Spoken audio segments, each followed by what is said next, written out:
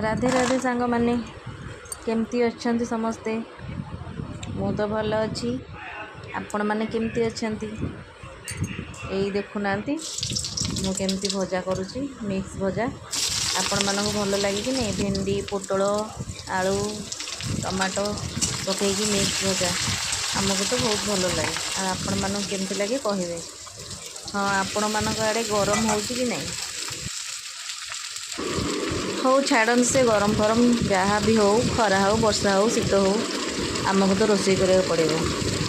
झीर फरमाइश जो मिक्स भजा और रोटी खाइब तो करने की बाध्य से आज हूँ मिक्स भजा।